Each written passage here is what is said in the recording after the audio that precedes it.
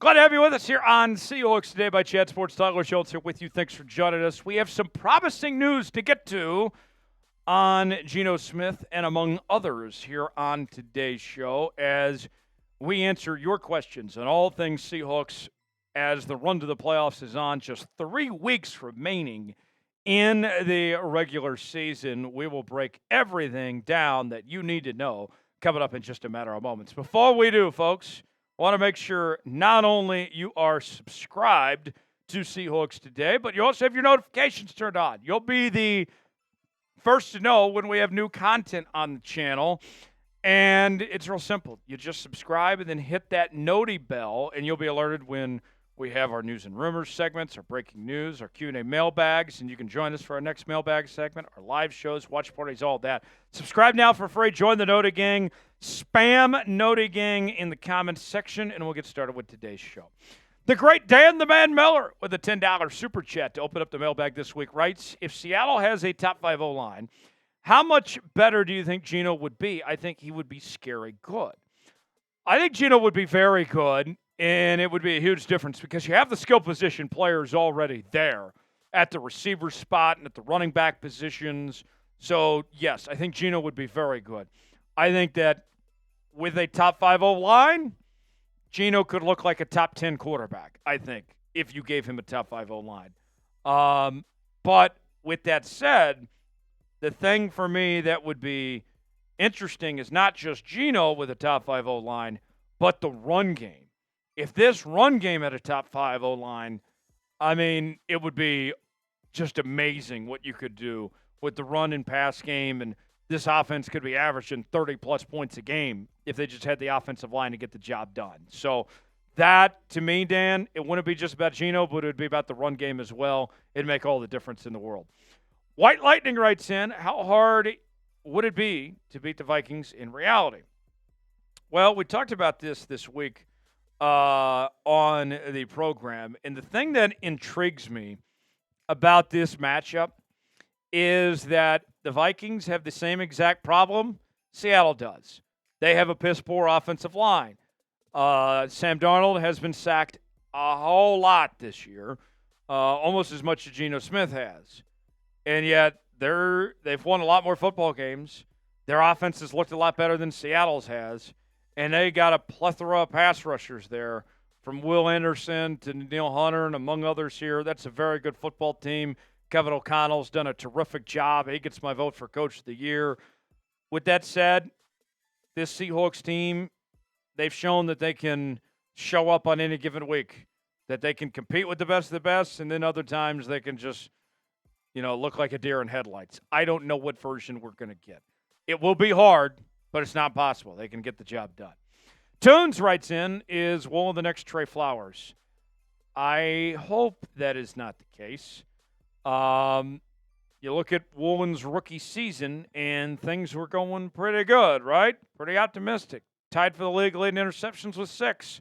Then last year, had that little injury and struggled to stay healthy and was struggling with tackling and all that. And then this year, it's been a lot of peaks and valleys. And I think there's still time for him to turn things around, that he can get things headed in the right direction.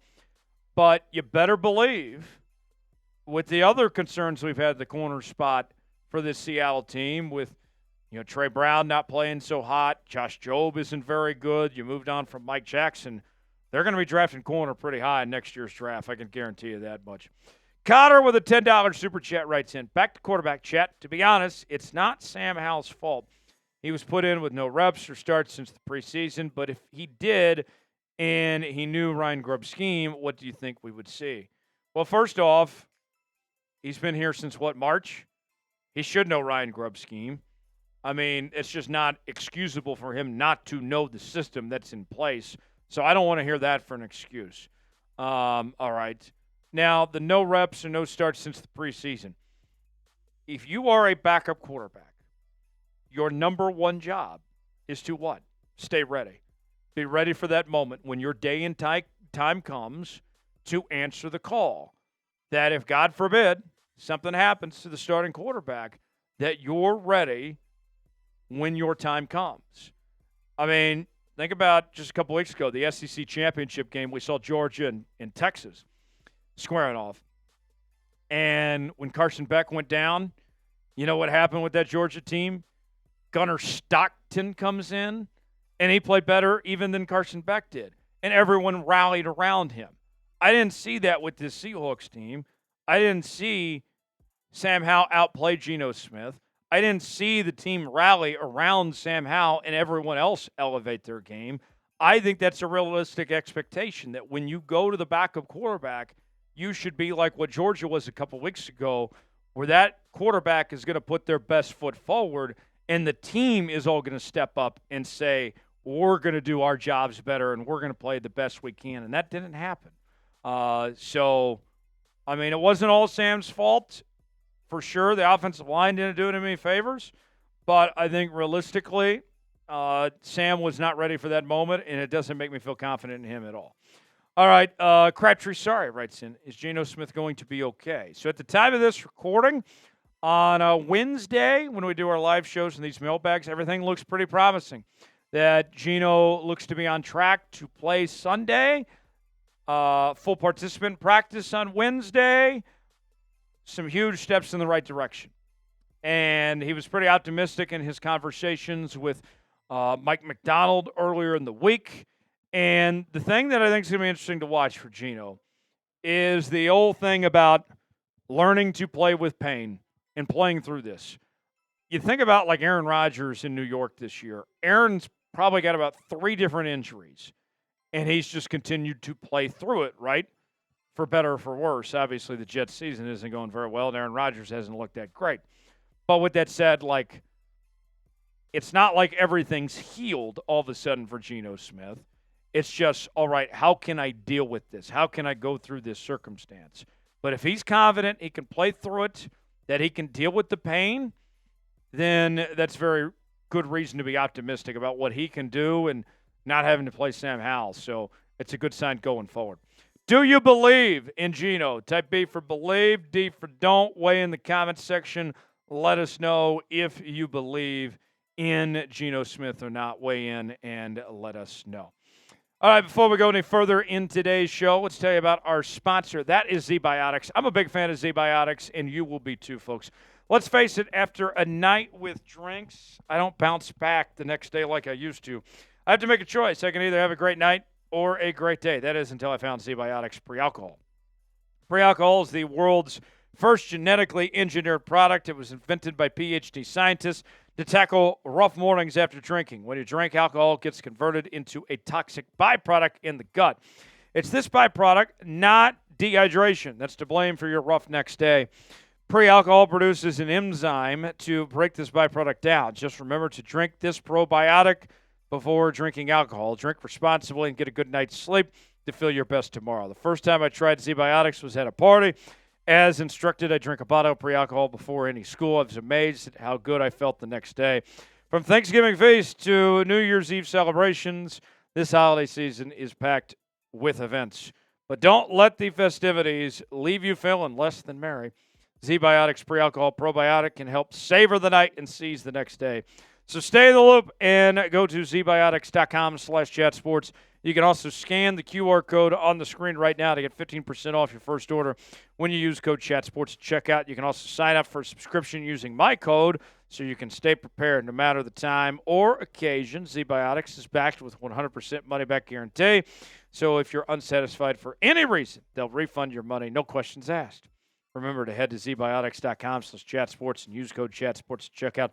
15% off. Thank you to Zbiotics for sponsoring this episode and our good times. The Boz writing in, can Sam Howell get the job done? So the assignment for Seattle over the next few weeks is getting in the postseason. It's winning 2 out of the next 3, and one of those 3 has to be against the LA Rams. So could Sam Howell, if something were to happen, a setback for Geno, another injury, gets worse, whatever it may be? Short answer, no. I'm not going to think that Sam Howell is going to get the job done, that things are going to get any better. And I think my big takeaway from watching on Sunday night of what all unfolded for me was just the value of how good Geno actually is, how good he's really been when you saw the flip of the script flip entirely, going to Sam Howell, of just how different this offense looked, of how lethargic it was. And it wasn't looking that great with Geno in that first half, but how much worse it got with Sam Howell. And I just have no reason to have confidence that Sam Howell is capable when you look at what's ahead, too. I mean, those teams that Seattle plays 2 of the next 3 weeks are just as good as Green Bay is potentially when you're talking about Minnesota and the LA Rams, who are red hot. So, no, if Seattle is going to make the playoffs, it's got to be with Geno under center the next few weeks. Trell the photographer writing in, what's the likelihood John actually fixes the O-line or just continues to ignore it like it's not an issue? Oh, I don't feel great about that. I think John's finally going to have to invest in the guard spot. I know that he doesn't like to pick guards high, doesn't like to pay guards and all that. Eventually, you can't just keep kicking the can down the curb here. You need some help when it comes to those guard spots. I think tackle, they're going to be okay. Abe has done enough. He's looked solid since he's come back from healthy. Hopefully it's not a chronic issue. Charles Cross has had a nice season for the most part. You're going to need help at guard. You're going to need help at center. And I think you're going to have to make those investments early and potentially look at veterans in this draft as well. Jefferton with the last question this week. What is Geno's contract situation? Does John Schneider have to make a decision this offseason or no? 1 year left next year. And you don't have to make a decision necessarily, but what I would expect is that Seattle does make a decision. If they bring him back, then there's an extension likely to come with it. Otherwise, they move on from him and trade him or cut him or whatever it may be. But I would expect that if they are going to bring him back, there is an investment for another year or two. Personally, I'm against the idea of giving him an extension beyond 2 years, really. I would go with a year and then a year with an option potentially, so 2 years max, personally speaking. But I would be very surprised if it was anything beyond 3 years potentially as far as that goes. Do you trust Sam Howell? Weigh in. Let us know. Type Y for yes, in for no. You think he can get the job done? If his name is called upon, weigh in. Let us know. For continuing Seahawks coverage, subscribe now to Seattle Seahawks Today. Appreciate you joining us, folks. Make sure and join us coming up this weekend for Seahawks and Vikings coverage. Begins 12 noon on Sunday. We'll see you then.